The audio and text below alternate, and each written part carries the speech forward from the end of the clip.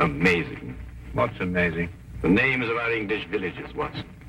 What foreigner reading these could ever think of us as stiff and sober-minded people? Lippery Cross, Birrer Crags, Bird Cherry Brook, and Birding Peace Place. Burleston Junction. When do we go? Go where? To Burleston Manor, Burleston, Sussex. Whatever led you to believe that I'm interested in Sussex, Burleston, or Burleston Manor? No doubt you saw the account of the rather gruesome murder of Squire John Douglas. Quite so. The case has interesting features. But at the moment, I'm more interested in the fly fishing possibilities in the neighborhood of Burleston. Ah, that would be the Arrow. Runs within 2 or 3 miles of the manor house. What manor house? Burleston, the home of the late Squire Douglas. Oh, yes, I remember. I believe he was quite a fisherman. The moat is 40 feet wide. 40 feet wide? Well. Good Lord. He could probably fish from his bedroom window. And when the drawbridge is raised, the place becomes an island. 4 hours after the bridge is raised, the body of Squire Douglas is found in his study with half his head blown off. That should appeal to you. Fishing seems a safe business by comparison. Do you row a boat? A boat? For fly fishing? Have you ever fished before? Does this look like the equipment of an amateur? Odd word. Which? Equipment. All the fishermen I've ever known talk about their tackle.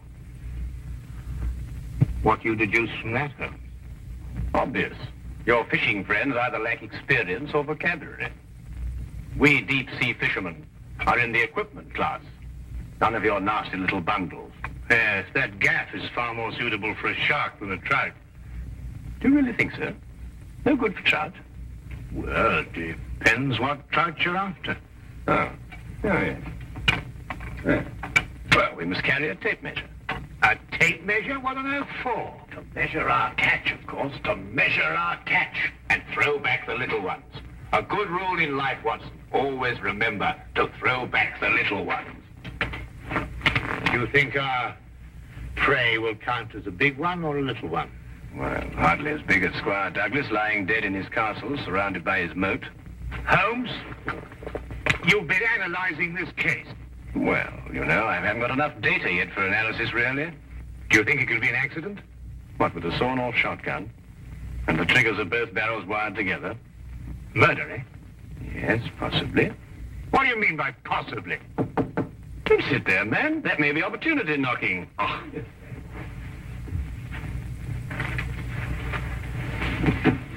Come in.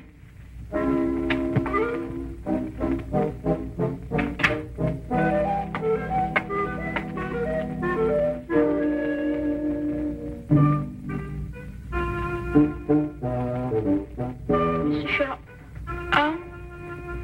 The fisherman. Hold on. I'll tell him. Blimey. No, Sit there, boy. It's only a little one. Don't you like it, Watson?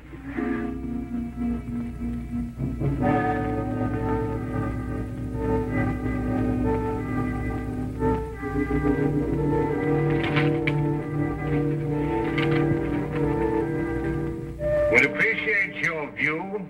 Intriguing affair. Burleston Manor. Signed, Inspector McLeod. Ha! Please, English, for I'm utterly baffled. Oh. Yeah, where is it? Where's what? Well, the tape measure, of course. Where is that tape measure? Holding the fiddle case together, sir. Fiddle? Violin case, boy. Oh, tell me, Watson, how are we off for trains? Trains? Ah, yes. Now, let me see. Bolston.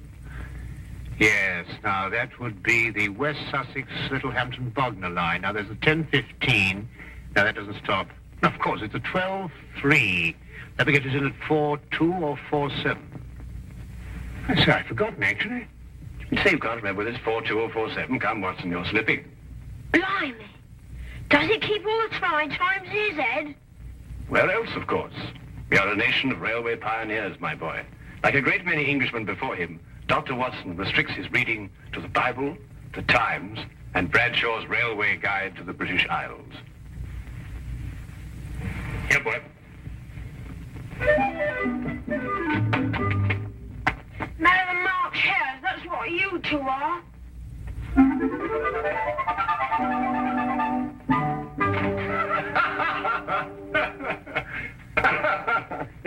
I say, Watson, have you seen my weekend bag anywhere? I suspect it's under the stairs. Mrs. Hudson got very tired of seeing it lying about. Oh, good. Well, that means it hasn't been unpacked anyway. I assume not. Excellent.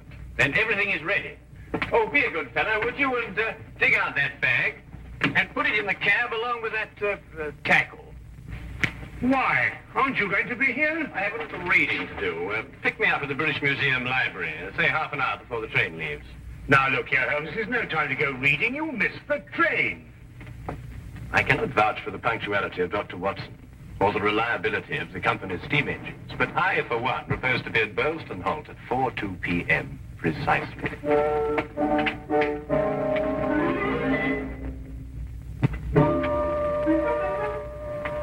Or is it 4:07?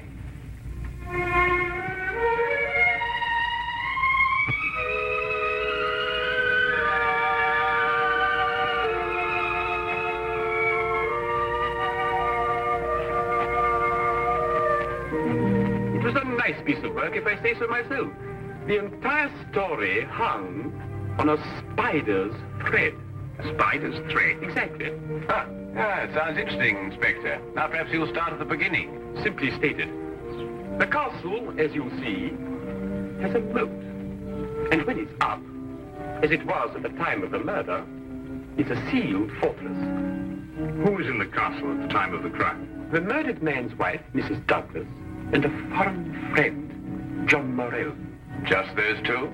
And the servants, but we've been able to rule them out completely. And from your description of the house, it would have to be one of them. Either Mrs. Douglas, or this friend of hers, Morell, or both of them. They tried to make it appear as though someone had broken into the house and then dived through the windows to swing the moat. But you disproved it. Completely. How? I'll tell you when we get there. This murder weapon. A sawn-off shotgun, I believe. An odd weapon, that. And a foreign gun, too. 3 letters on the barrel. P-E-N. Aha. A larger P with a flourish over it, followed by a smaller E and N. That's right. The Pennsylvania Small Arms Company, the famous American firm. That's perfect. That's all I need. You mean you need additional evidence? Well, Mr. Holmes, every little helps, you know. Then your case against Morell is not complete. It's complete as far as... How did you know Morell is the murderer? How did you know? He has to be. Why? He's the only one who could be. Suppose I were to tell you that Morell is not your murderer. How do you know? Yes, Holmes. How do you know? Why didn't you arrest him? Well, he doesn't act like a murderer. He's too self-confident, eh? That's right. Seems to be daring him to arrest him. Yes. How do you know all this? Holmes, do you know this man Morell? Fascinating. Fascinating. The case has suddenly assumed the most astounding proportions and the most astonishing challenge, Watson.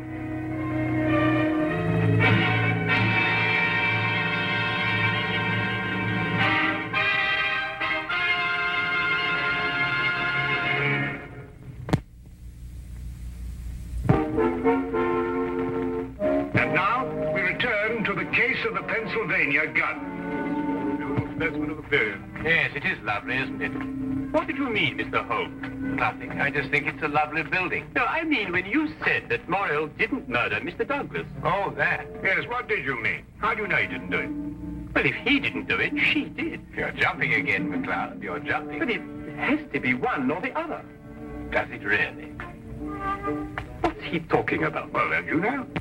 No, I don't know. If two people are in a sealed house with a murdered man, one of them has to be a murderer.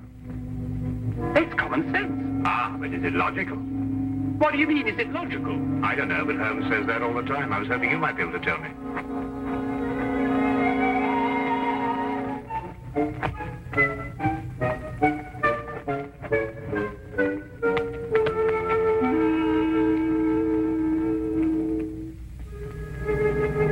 He hasn't been moved.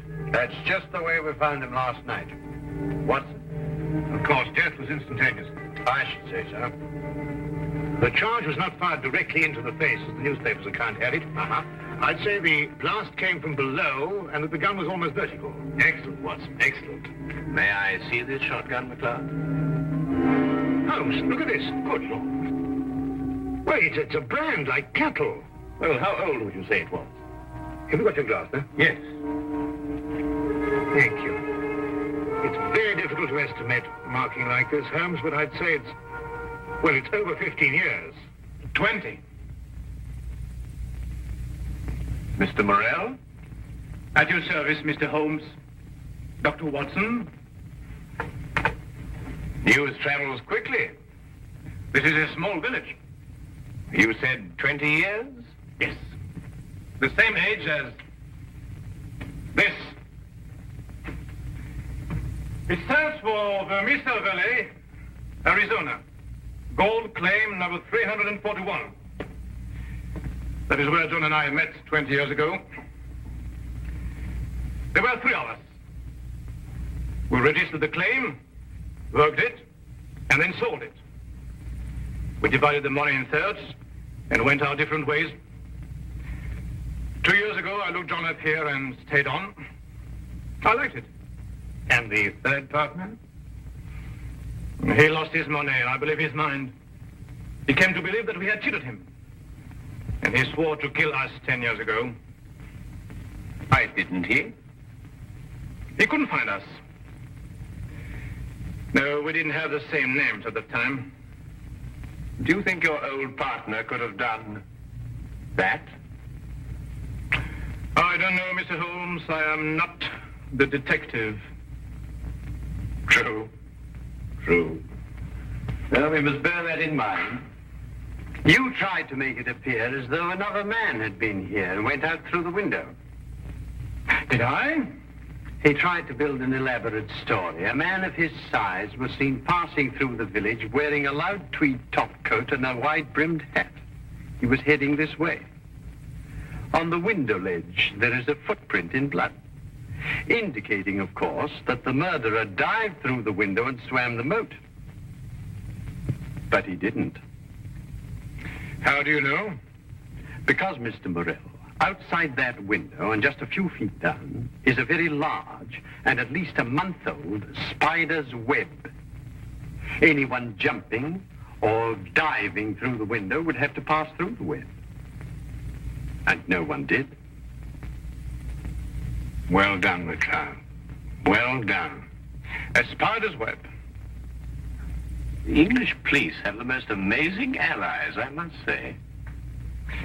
Now that you have made your deductions, Mr. MacLeod, exactly what do they mean to me? For the moment, nothing. But I suggest you do not leave the castle grounds. And if I try to live?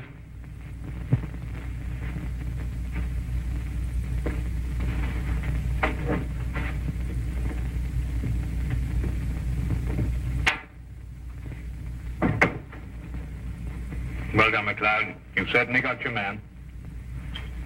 But I'm not rushing in to make any arrest. I'm going to make sure the case is iron cast. You're very wise. And what's the motive? Revenge for the Vermissa Valley affair? I've got to go a bit careful there, Doctor.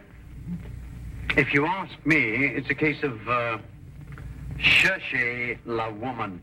Oh, what's he? Oh, is he the Douglas? Well, you know how these things are, Doctor, between us, men of the world. We know how a situation like this can... Oh, of course. Go. Go. Delicate situation, then. Delicate. Yes, delicate. Might almost be called the case of the other man.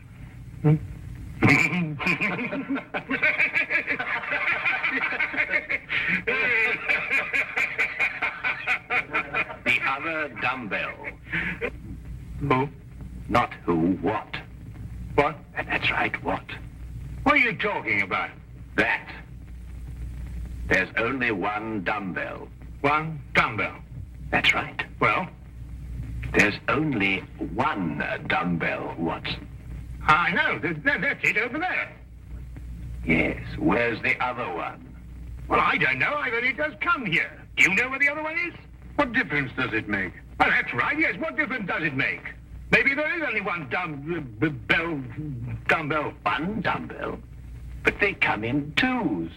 Perhaps he only had one.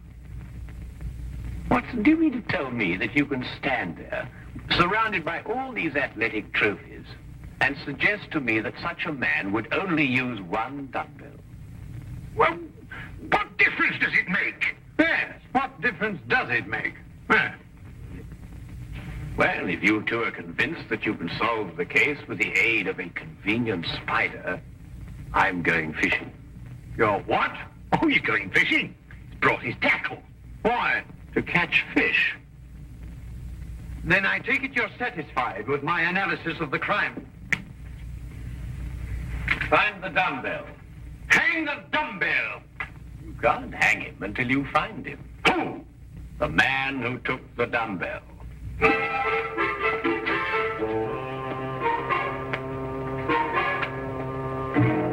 Gone too far now, Holmes.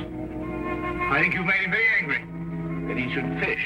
It soothes the nerve. Are you really going to fish? I am. Where? Out of that window. It looks very comfortable. Well, what do you expect to catch? A herring. A red herring. I have the tape measure, Watson. To measure a red herring? To measure the big red herrings. The little ones I plan to throw back. Holmes, you're up to something. I am. What? Would you like to help? Of course. Well, look. Take the good inspector down to the local pub and keep him there for at least an hour. While you fish for red herring? At the moment, I'm fishing for bait. I don't know what you're talking about, but I'll do it. Good. Remember, 1 hour.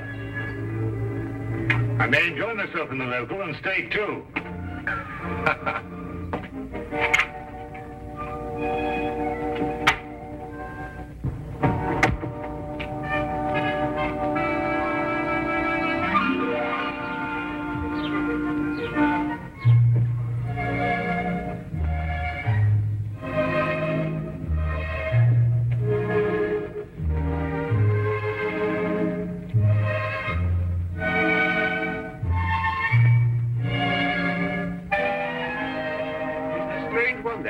What do you think he's been doing? There's no guessing with him. For all we know, he may really have been fishing. Perhaps we should have given him more time. He's been an hour. That's all he asked for. Yes, that's right enough. Inspector McLeod?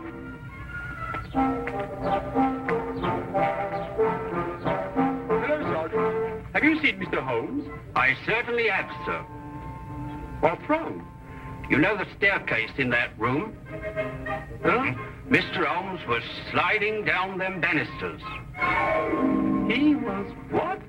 That's right, sir. Sliding down the banisters he was. Well, he was probably investigating something. Probably. Well, let's ask him. There must be some reason behind it. Good afternoon, gentlemen.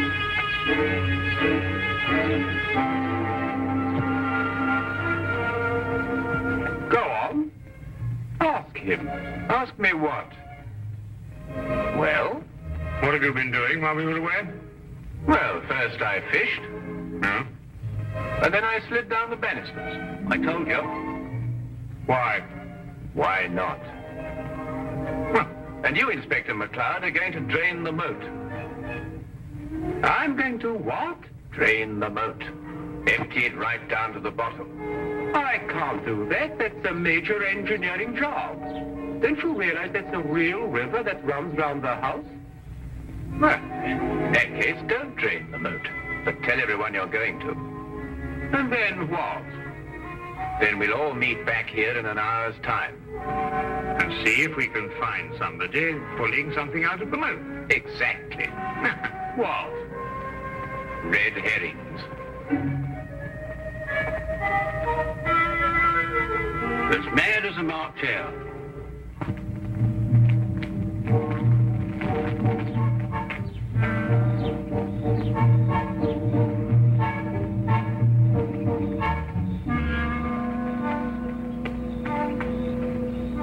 How much longer? Not much. You're certain everyone believes they're going to drain the moat?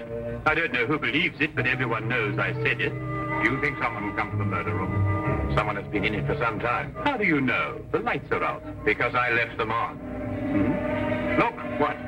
That's it. Let's go.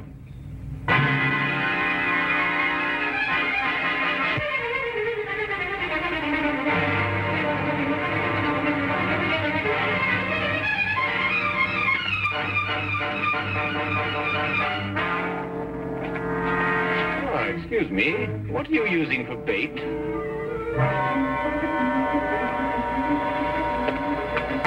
Oh, would you mind holding this? Thank you. What clothes did you say the stranger was wearing, McLeod? a loud tweed topcoat and a white-brimmed hat. Like these?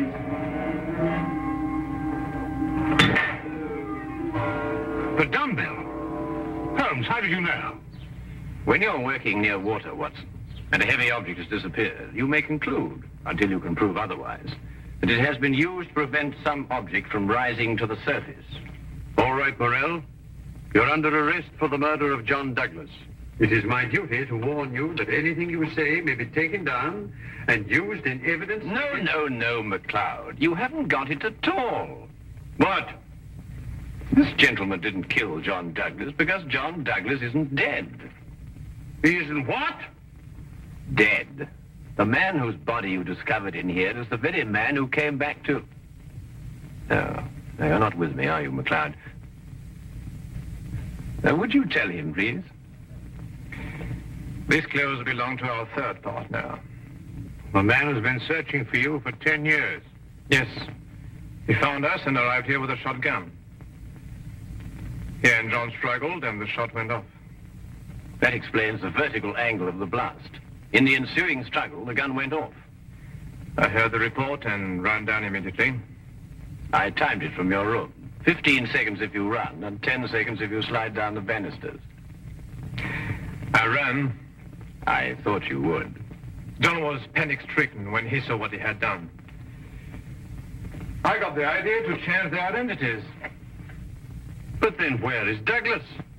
With the aid of my tape measure, I was able to ascertain that there is a hollow space behind that wall.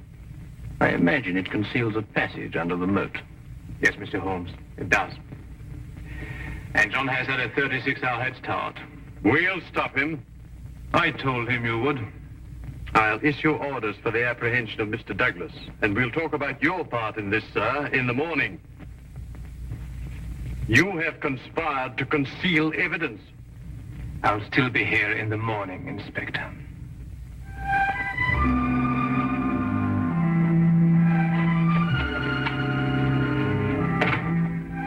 A very brilliant piece of deductions, Mr. Holmes. An excellent application of applied psychology. I haven't been tricked many times in my life. You must remember that the next time you become involved with murder. And you can now continue your fishing in a more normal manner. Fishing? No, I don't care for it, really. Unless it's deep sea, of course. Yes. But in the absence of an ocean in the immediate vicinity, I think we'd better start back Baker Street immediately. Well, now, there's a 9:13 or a 10:23. The 10:23 will hold us on the Tunbridge quite a while. Not to wait until the next... Thank you, Mr. Holmes. Not at all.